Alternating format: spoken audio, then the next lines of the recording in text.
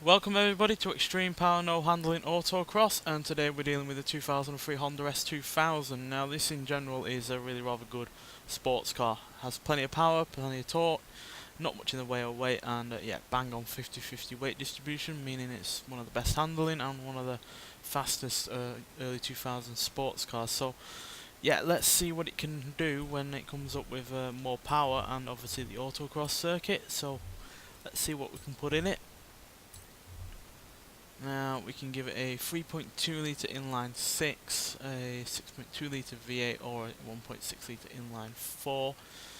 The V8 is obviously going to give us the most power, and obviously the inline 6 is going to give us the second amount of power, but let's see what we can do with the engine we already have. So we can give it an extra 49 horsepower, but that's really, I don't think, going to give enough in general. So yeah, I think we'll go for the V8. I know it's going to be a bit sacrilege to put a V8 in an S2000, but it is going to still have plenty of power to go along with the lack of weight that it has. So hopefully the V8 can be used to its maximum. So let's pump it full of power. Obviously we've already given it turbochargers, but we're going to upgrade them as well as everything else. So yeah, going to get a huge amount of power out of this. Hopefully it will still be able to handle it all. So yeah, there we go at 962. Not put that much extra weight on, about £100 or so. But I think these here would give it a stupid amount of extra power. So yeah, we're going to leave it at 962. I don't think we need to upgrade the gearbox, because it is obviously quite a new car still. Yeah, still do 143. We'll be unlikely to get up to that kind of speed. We haven't done so far. So yeah, that's what it can do in terms of 0 to 60 time, 0 to 100 time, which is fairly decent. And yeah, but at the end of the day, it all comes down to whether or not you can put that power down when it comes to it. But in general, the car in stock form is a really good handling car. So I do hope some of that will show through when we get out onto the autocross circuit. So yeah, that's the stats for it now, and yeah, that's it overall. So 7 litre V8 twin turbo and all that power and all that torque. So yeah, it's going to be a bit of a hairy car this now, but hopefully its good handling in stock form will still be able to show through in some degree when we get out onto the open road and see what it can do on the autocross circuit. So yeah, let's get out there and hopefully have a good time. So this is easily one of my favourite early 2000s sports cars, but whether or not it's going to be able to deal with such a bigger engine with far more horsepower than it had originally, we're dealing with more than 3 times the power.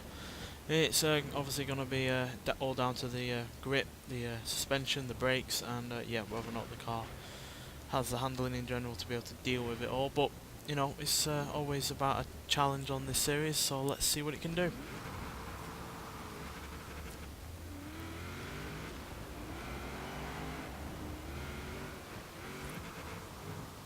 Yeah, this is the first early 2000s car that we've had on this series. So let's see if it can match the newer competition in the form of the Chevrolet Colorado and the Nissan Sentra.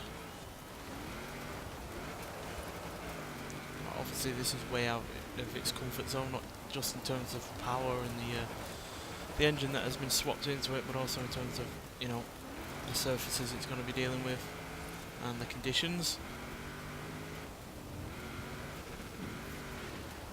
Certainly wasn't meant for off-road tracks like this while also raining.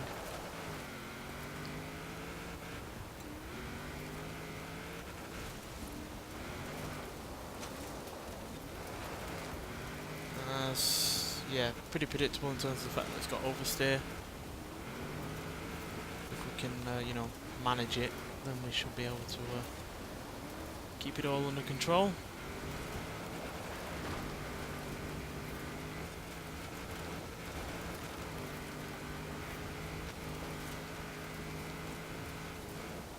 Certainly struggling for traction.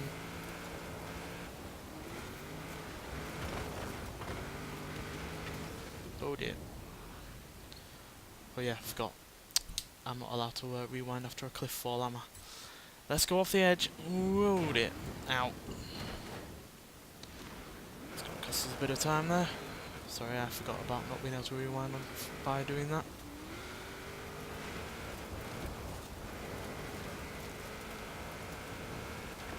So yeah, there is obviously traction issues, oversteer issues. Generally just trying to keep it in a straight line at times, but we're not struggling to at least get some decent speed out of this, which is the main thing. You can spin all the wheels you want, but as long as we're getting up to a decent rate of speed, then that's all that really matters.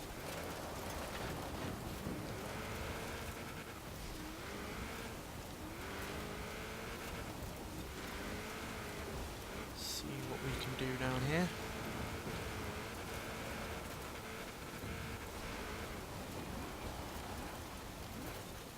Decent rate of speed, but for whatever reasons the brakes weren't helping me there.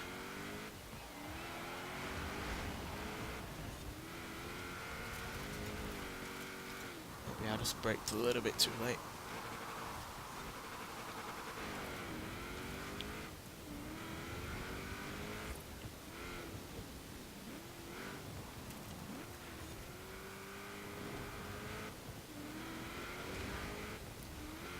Yeah, not gonna be able to beat the the two newer cars that are newer than this, but did at least beat the Sprite and weren't all that far off the Escort. But yeah, we need to keep this car far more under control and obviously not go off a cliff this time around.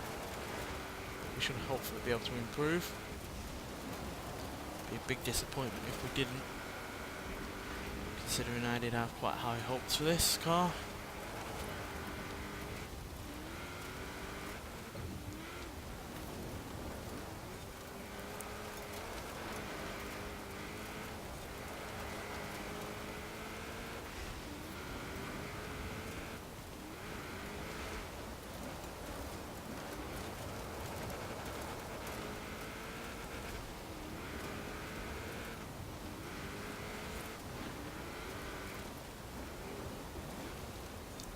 Shame we weren't able to choose from more engines over this car.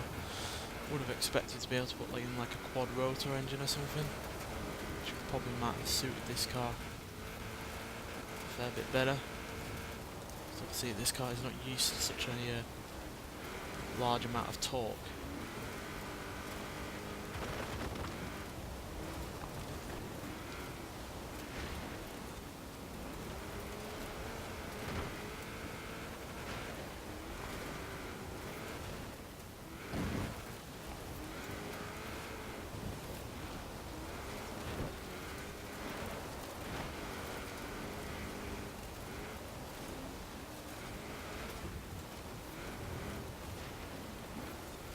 I'm not talking all that much, trying to concentrate down this tricky section.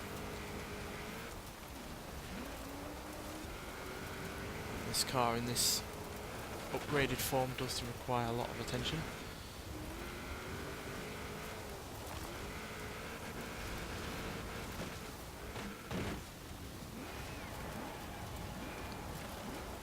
Bit better on the brakes there this time.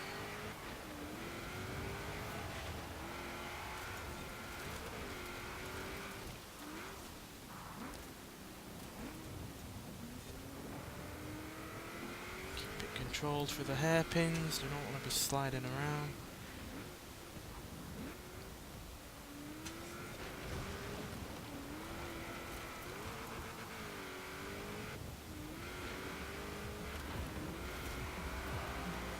So yeah, there we go, 2 minutes 39 seconds, .626, means that we aren't quite as quick as I was hoping we'd be.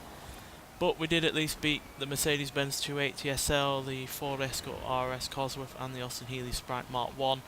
But we're about, 7 seconds behind the Nissan Sentra and about the same amount of time behind the Chevrolet Colorado as well. So yeah, unexpectedly we were quicker than the older cars in this, but surprisingly we weren't quite as quick as the newer vehicles, because yeah, I figured that this would be a vehicle that was,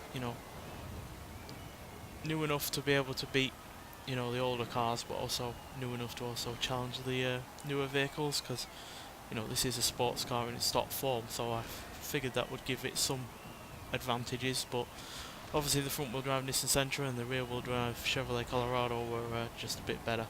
Maybe because they are newer brakes, newer tyres, newer suspension and the likes, but yeah, maybe it's just down to the fact that this car's not meant to deal with so much torque over what it had originally, because, you know, it might have had a fair decent amount of power, but the torque was really rather quite low down, and yeah, wasn't just, you know, used to that kind of torque, so maybe that was one reason why it was such a issue in terms of oversteer, but nonetheless, it's hardly a bad time, and it's, you know, nearly 10 seconds quicker than the Mercedes-Benz from the previous episode, which, yeah, just goes to show how what a difference 35 years, 36 years even makes in terms of automotive engineering. But yeah, I am a little bit disappointed, but you know, third place is not bad, and could be a lot worse. So yeah, I look forward to seeing what other cars from around this period can do, because we do have plenty of them to choose from. But nonetheless, thanks for watching, and I'll see you in the next one. Bye.